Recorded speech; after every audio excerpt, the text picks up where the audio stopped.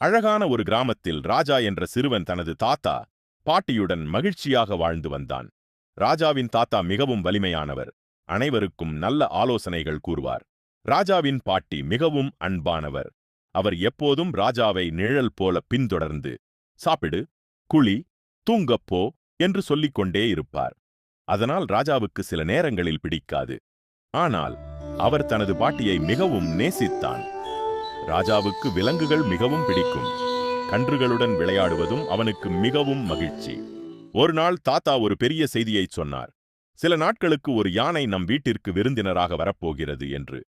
யானைகளுக்கு கரும்பு மிகவும் பிடிக்கும் என்று தெரிந்த ராஜா அதை வாங்கி வைத்து காத்திருந்தான். மாலை நேரத்தில் லட்சுமி என்ற குட்டி யானை அதன் பாகன் கிட்டுவுடன் வந்தது. அனைவரும் மகிழ்ச்சியுடன் வரவேற்றனர். கிட்டு கூறினார், லட்சுமி மிகவும் புத்திசாலி, குழந்தைகளுடன் விளையாட மிகவும் விரும்பும். முதலில் ராஜாவுக்கு பயமாக இருந்தது. ஆனால் கிட்டுவின் உதவியால் கரும்பை கொடுத்தான். லட்சுமி அதை மகிழ்ச்சியாக சாப்பிட்டது. அந்த இரவு ராஜா நீண்ட நேரம் லட்சுமியை பார்த்து கொண்டே இருந்தான். அடுத்த நாள் காலை லட்சுமி தனது தும்பிக்கையை அசைத்து ராஜாவை வரவேற்றது. குளத்தில் லட்சுமி மகிழ்ச்சியாக குளித்தது. தும்பிக்கையால் தண்ணீரை எடுத்து தனது உடலில் ஊற்றியது. லட்சுமி தண்ணீரை பின்னால் பீச்சியது. முழுவதும் நனைந்த ராஜா சிரித்துக் கொண்டே மகிழ்ந்தான். அந்த நாளில் இருந்து ராஜாவுக்கும் லட்சுமிக்கும் அழகான நட்பு மலர்ந்தது. நல்ல மனதுடன் அணுகினால் பயம் நட்பாக மாறும். அன்பு எல்லா உயிர்களையும் இணைக்கும். லட்சுமிக்கு பழுத்த வாழைப்பழம் மிகவும் பிடிக்கும் என்று தெரிந்த ராஜா மகிழ்ச்சியுடன் ஒரு பெரிய வாழைப்பழத்தார் எடுத்துக் கொண்டு வந்தான். ராஜா கொடுத்த வாழைப்பழங்களை லட்சுமி மிகவும் மகிழ்ச்சியுடன் சாப்பிட்டது. சிறிது நேரத்தில் வாழைப்பழங்கள் சில குறைந்திருப்பதை தாத்தா கவனித்தார். யாரும் தனது அனுமதி இல்லாமல் எந்த பொருளையும் எடுப்பதை தாத்தாவுக்கு ஒருபோதும் பிடிக்காது. என் அனுமதி இல்லாமல் வாழைப்பழத்தை யார் எடுத்தது என்று தாத்தா உரக்க கேட்டார். தாத்தா மிகவும் கோபமடைந்தார்.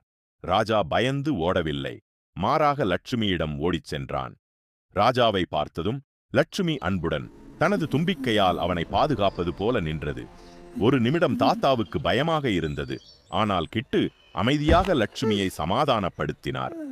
தாத்தா சிரித்தபடி மீதமிருந்த வாழைப்பழத்தை ராஜாவிடம் கொடுத்து, லட்சுமிக்கு கொடு என்றார். ராஜாவும் லட்சுமியும் நல்ல நண்பர்களாக மாறினர்.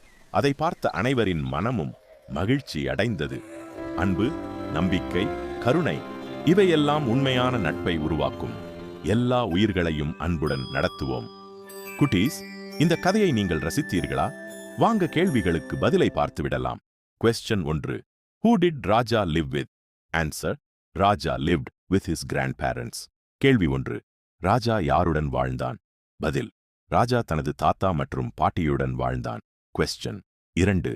Raja loved grandmother, but he did not like something she did. What was that? Answer. Grandmother followed Raja like a shadow and kept reminding him to eat, bathe and go to bed. கேள்வி 2. ராஜாவுக்கு பாட்டியை மிகவும் பிடிக்கும். ஆனால் அவருடைய எந்த பழக்கம் ராஜாவுக்கு பிடிக்கவில்லை? பதில். பாட்டி எப்போதும் ராஜாவை நிழல் போல பின்தொடர்ந்து சாப்பிட, குளிக்க, தூங்க சொல்லிக் கொண்டே இருப்பார். Question 3. Who was the big guest at Raja's house? Answer. Lakshmi, the young elephant. கேள்வி 3. ராஜாவின் வீட்டிற்கு வந்த பெரிய விருந்தினர் யார்? பதில். லட்சுமி என்ற இளம் யானை. Question 4. Why was grandfather angry? Answer. Because someone took the bananas without his permission. கேள்வி 4. தமிழ். தாத்தா ஏன் கோபமடைந்தார்? பதில். தனது அனுமதி இல்லாமல் யாரோ வாழைப்பழத்தை எடுத்ததால். Question 5. How do you know grandfather was not angry anymore? Answer.